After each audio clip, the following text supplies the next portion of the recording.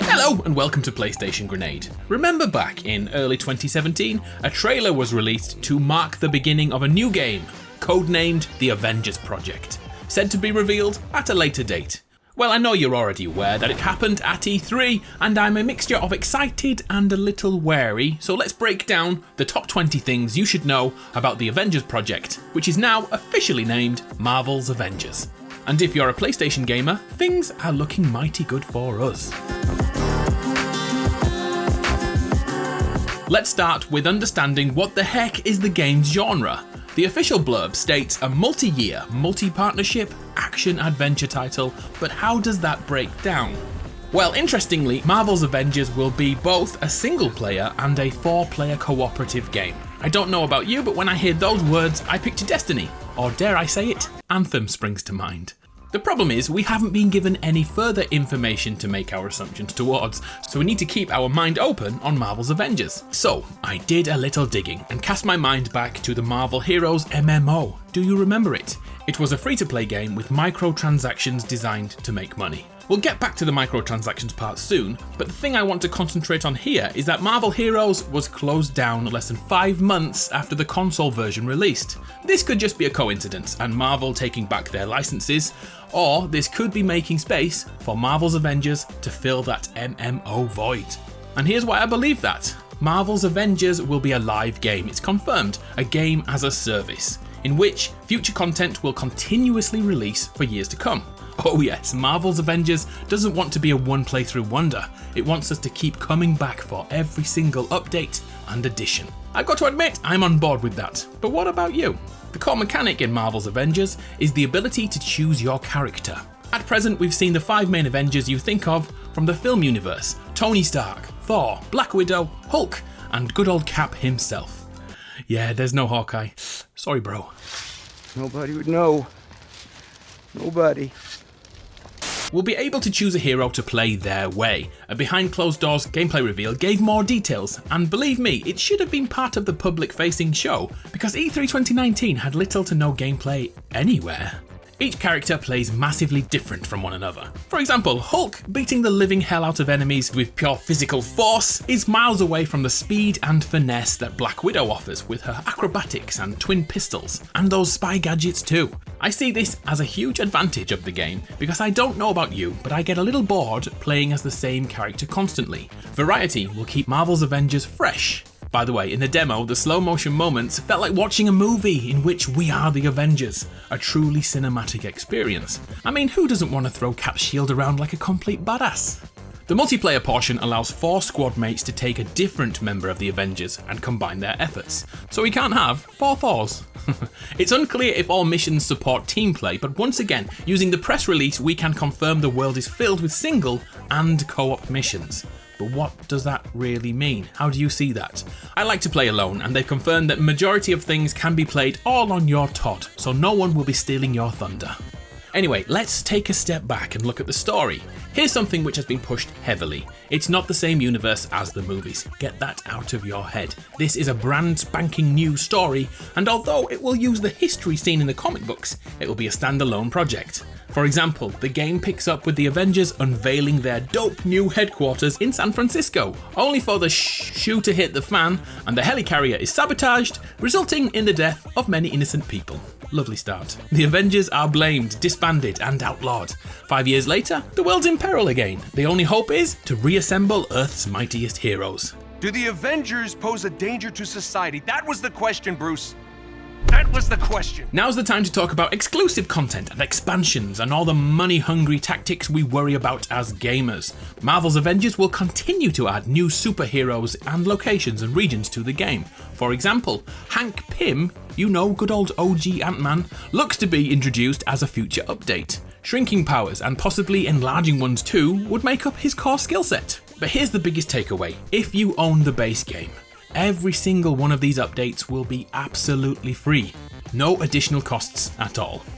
So hypothetically, you could play the core story on the day the game releases, take a few days or a few years off, and once you return, everything that you've missed in that time, all the new releases, will be there waiting for you. No season pass, no expansion costs. Not everyone has the money to buy everything a game releases. We can't get all those Fortnite skins, for example, so let's cherish this moment. Things are even better for PlayStation 4 gamers, thanks to a partnership between Sony and Marvel. The same partnership that allowed Spider-Man to return to the MCU, and the same partnership which made the fantastic Marvel Spider-Man on the PS4. Legit, one of the greatest superhero games ever made. But before I get sidetracked on that, back to Marvel's Avengers. The PS4 partnership and the PS5 too, I suppose, will first see the beta released on PlayStation, before other platforms. But then it gets sort of ambiguous. Officially, there will be exclusive bonuses which will be revealed at a later date. So I looked into previous Sony partnerships with games like Destiny 2, Fortnite, Red Dead Online and many others. These partnerships are focused around 4 key possibilities. Exclusive skins and armor? Brilliant. Exclusive weapons, skills and abilities? Bloody great. Exclusive maps and new areas? Freaking awesome. And early content drops. Marvelous. So even at this early stage, if you're a PlayStation gamer, your experience should be that little bit more immersive and rewarding than other platforms. When there's more details, I'll let you know, but I'm really interested to know your opinions on exclusive content.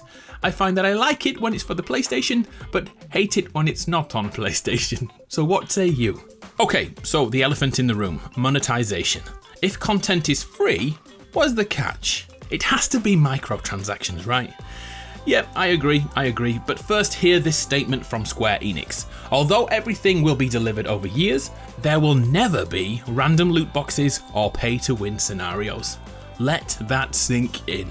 Of course, there are other ways to make money, satisfy your audience, or cut their throat in some examples. Let's use Destiny 2 again, because level capping, season passes, throttling experience, and pushing the store in your face constantly has proven that goodwill will be taken advantage of.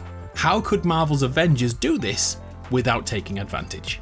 The Fortnite method has been advantageous, a shopfront selling cosmetic items. Think about the amount of costumes your favourite superhero has gone through over the comic years. In the movies alone, Captain America has around 63 outfits, if I'm not mistaken.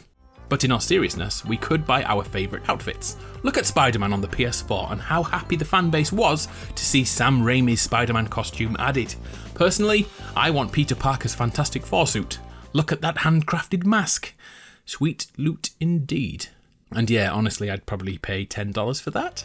So, I'm a little bit of a Spider-Man fanboy, and by no means has Peter been confirmed to be in Marvel's Avengers. But here's a thought, as Sony are in charge of the Spider-Man license and are actively working with Marvel, would it be possible to see a crossover between Marvel's Avengers and Marvel's Spider-Man on PS4? A crossover mission maybe? A cameo? Or most likely, the PlayStation 4 Spider-Man suit will make it into the game. Man, that game was good. I'm going to go back and play it after this video. Let's rein this back in though and look at something else confirmed in Marvel's Avengers. Customization. We will build our Avengers in sort of like an RPG role-playing game way. Each character will level up and gain abilities through archetypal skill trees as we master their powers. It's likely gear score will play a part too. And like we've already mentioned, looking good is the main reason we customize. A pink Hulk, anyone? Okay, just me. In terms of villains, we've seen 2 thus far, Taskmaster and Abomination. I know he doesn't get a lot of love, but I really like the Taskmaster. His core skill is photogenic reflexes. Basically, if he sees something, he can instantly do it. Pretty cool, and he's also got the good old superhuman speed and all that jazz. Abomination, on the other hand, I don't know too much about. I've always felt like he's an evil Hulk, but I need more information on that. Can someone tell me something about Abomination? I'll be in the comments looking for details. I need to learn. But while we're talking about villains, it's important to note that more are coming. Each update will bring in new storylines and introduce more enemies to face, with different skill sets and weaknesses, once again keeping the game feeling fresh for years to come. And finally, when do we get our hands on this? Not long at all. May 15th, 2020, with a beta coming too. Marvel's Avengers is available on PS4, PC, Xbox One, and even the Stadia. That's the first time I've ever said Stadia out loud. I guess I get used to it. I'll be playing on PlayStation with those added extras. Whoop whoop. Let's get your opinions in the comments about everything we've gone through in the video. Exclusive content, free updates, what's on your mind? I'll be looking through your comments to find things to ask the devs at a later date. I'm Adam from PlayStation Grenade. It's been a pleasure. I'll see you next time.